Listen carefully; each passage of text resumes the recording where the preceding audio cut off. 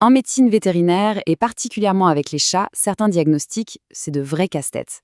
Alors aujourd'hui, on va s'attaquer à l'un des plus fréquents, l'anémie des maladies chroniques. C'est une pathologie qui se cache souvent, juste sous nos yeux, masquée par tout un tas d'autres symptômes. Allez, on plonge directement dans un cas clinique hyper classique. Imaginez, un chat arrive en consultation, il est faible, ses muqueuses sont pâles, il a perdu du poids. Ce sont des signes assez vagues, mais qu'est-ce qui pourrait bien relier tout ça? Souvent, la réponse se trouve dans une simple prise de sang. Et voilà les premiers indices. Léthargie, pâleur, faiblesse, une baisse d'appétit, une perte de poids. Bien sûr, c'est souvent la maladie de fond qui occupe le devant de la scène, mais il ne faut pas sous-estimer l'impact de l'anémie. C'est elle qui pèse lourdement sur l'état général du chat et qui dégrade sa qualité de vie. Bon, dans toute enquête, il y a un suspect principal. Dans notre mystère clinique, il est temps de le démasquer, celui qui se cache derrière tous ces symptômes, l'anémie des maladies chroniques. Alors, qu'est-ce que c'est exactement l'anémie des maladies chroniques, ou AMC? On l'appelle aussi anémie inflammatoire. C'est quelque chose de très très courant chez le chat.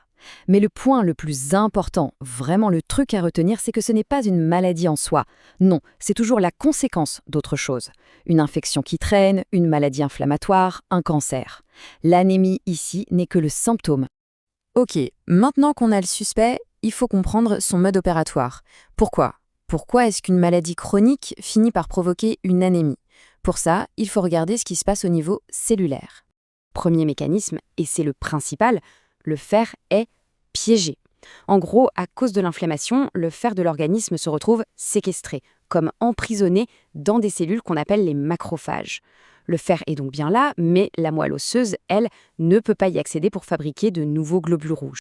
Deuxième mécanisme, la production elle-même ralentit. Les fameuses cytokines inflammatoires, ces petites molécules messagères de l'inflammation, vont directement dire à la moelle osseuse de lever le pied. L'usine de production de globules rouges, l'érythropoïèse, se met à tourner au ralenti. Et comme si ça ne suffisait pas, il y a un troisième mécanisme. La durée de vie des globules rouges diminue. L'inflammation chronique fait que les globules rouges qui circulent déjà sont détruits plus vite que la normale. C'est ce qu'on appelle l'érythrophagocytose. Donc non seulement on en produit moins, mais en plus, ils vivent moins longtemps. Et quand on combine ces trois problèmes, qu'est-ce qu'on obtient? On obtient une anémie très particulière. Elle est légère à modérée et surtout, elle est normocytaire normochrome. Ça veut dire que les globules rouges ont une taille normale et une couleur normale. Et ça, c'est un indice diagnostique super important.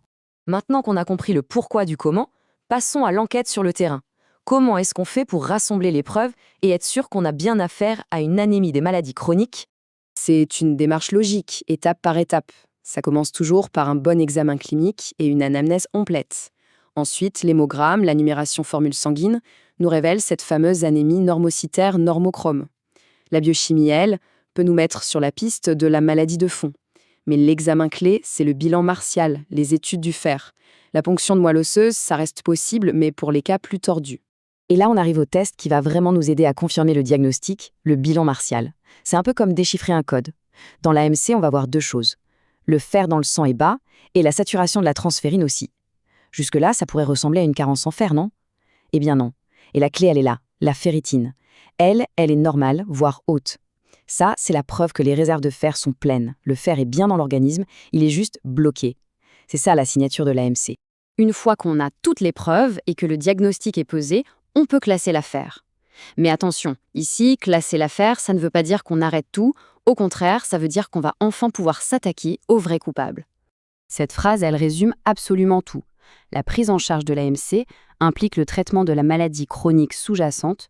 Le message est clair, on ne traite pas l'anémie directement, on traite la maladie qui la provoque. C'est fondamental. Allez, un petit cas pratique pour voir si tout est clair. On a un chat de 12 ans qui fait de l'arthrose chronique. Il est pâle et son hémogramme confirme une anémie normocytaire normochrome. D'après vous, quel est le meilleur examen pour confirmer une AMC? Plusieurs choix. A. Une biopsie de moelle osseuse. B. Un bilan martial, donc les études du fer sérique. C. Un test de Coombs. Ou D. Une échographie abdominale. Un petit instant de réflexion. Et la bonne réponse est l'AB, bien sûr, le bilan martial. C'est lui qui va nous montrer ce profil si typique du fer qui est séquestré. Un fer bas, mais des réserves normales ou hautes.